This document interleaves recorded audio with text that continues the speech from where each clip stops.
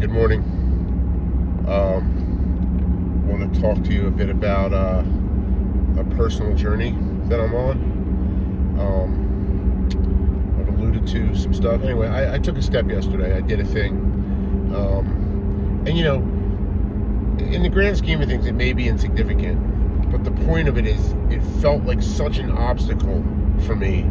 It felt like an impossibility, like a thing that was like I don't know how to achieve the thing that I'm trying to achieve.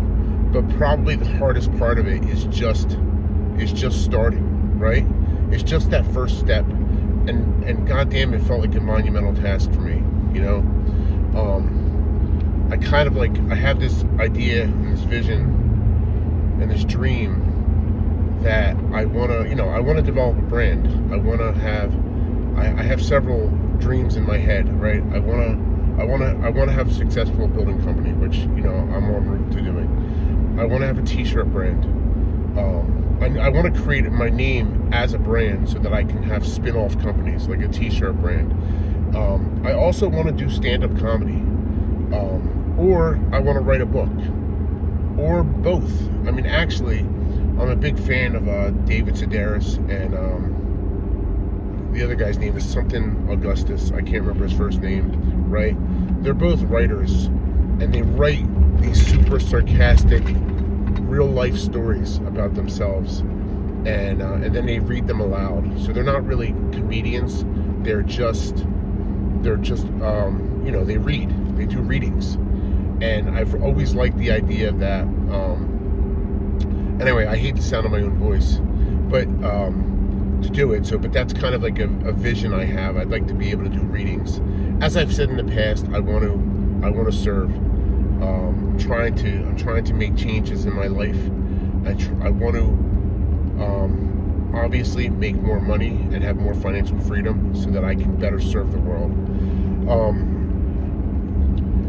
And I want to do it through comedy, and I want to do it through inspiration, and I want to do it in all these things. So yesterday I took a step, and the step was I recorded a several-minute video of myself sort of doing a reading / jokes that I wrote, and you know, they were very sexual in nature and just for fun. And I sent it off to the only person in the world that I have a connection with, that's in the industry that you know, that, and I don't think that anything will come of it. I'm just trying to point out the idea that sometimes you got to take a risk, right? And I mean, it felt impossible. I can't tell you how yesterday I recorded it twice, and 10 times I put it into an email with her name attached. She's a producer, and she produces reality TV shows and whatnot. I did a job for her last summer, and you know, it landed in my lap, and I was very thankful. And it's one of those things, it's that idea that you can never let an opportunity go to waste, you know what I mean? And as I've been saying, I don't want to live with any regrets. And I felt at the time like maybe I blew the opportunity by not trying to do something then. But I mean, at least I'm still in contact, vaguely, you know. It's not like we're friends. She's a super down-to-earth lady though, and you know, and her husband's cool, and I just actually did some other like repair work for them and whatnot. So it's not like I have my foot in the door. And as I said, I don't know that anything will come out of this, but it doesn't matter to me, because what matters to me is this: the first step. It's the step. It's the first step in this journey, at least in the journey in this direction that I'm trying to go for, and that might be the idea of becoming like a stand-up comic.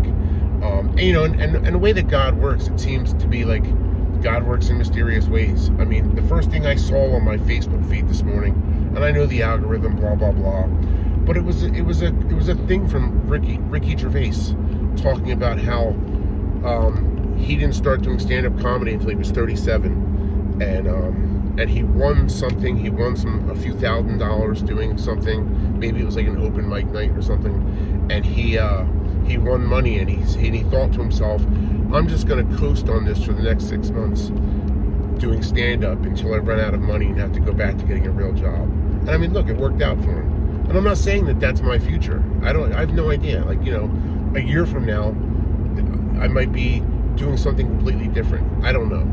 I just know that there's something better out there, and I'm reaching for it. You know, I'm shooting for it, and I'm trying not to let anything hold me back. I'm putting myself out there. I mean, my brother's a great performer, and he's been in all kinds of things, and he's been putting himself out there in this way for such a long time, and I so respect his ability to act and to do his thing, and how he has no fear in putting himself out there. It doesn't come natural to me, you know. And like I said, I hate the sound of my own voice. I mean, in reality, I'd love to be a ghostwriter for people. I think that I have a really funny thought process, and I see things the way a lot of comedians see things. You know what I mean? And I enjoy writing. So like for me, a ghostwriter would be like a great job for me.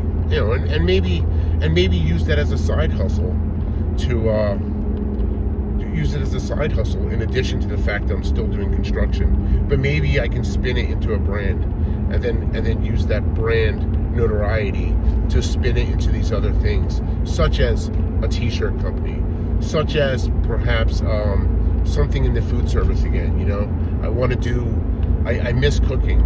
I miss cooking professionally, I'll say. I'd like to maybe have like an old school food trailer. You know, I live in an area and work in an area where there's a lot of disposable income. So I think to myself, maybe I could create like a rentable food trailer, buy like an old Airstream and convert it to a kitchen, and half of it into a kitchen and half of it into like a bar. And then, you know, these people who do these block parties on the island, or they do these other you know, like these big family parties or whatnot, where they have 30 or 40 people, or graduation parties, or whatever it may be, at their beach house.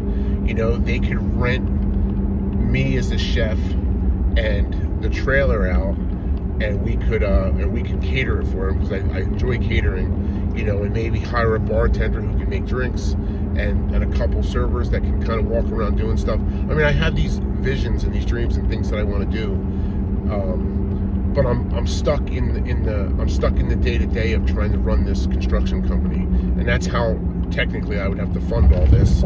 You know, and there's just not a lot of money left to do this. I'm sure I could go look for investors to help me do it, but again, my time commitment would be hard to balance between my family, running the construction company, and then trying to you know, get time involved in that business venture. So I need something else. I'm kind of hoping that maybe writing and comedy, I can land some sort of gig that will pay and offset my need for construction money, so that I could maybe focus some time. Because the one thing I don't want to do is really take a whole lot of time back from my family. I mean, they lost me for my kids lost me for most of their young life. You know, I was working 2 jobs at a time to make ends meet, and I'll do it again today. You know, but anyway, this video was basically long-winded because that's what I do. But the thing I wanted to talk most about was, you know, fucking just do it, man. Just do it. If you have a dream, if you have a vision, if you have goals, man, go after them. Don't be afraid. Put one foot in front of the other. You know, load that email, press send, whatever it is. Just go after it, because there's goddamn nothing worse than knowing you have this idea, and you know, this idea could be shit, but it doesn't matter. Tell me it's shit. Tell me what I have to do to refine it. You know, whatever the case may be, but just go after it. You know, that's all I have. Thanks for your time. Like and subscribe. Share me with all your friends. I know I seem a little unhinged, but hey, such is life. Thanks. God bless.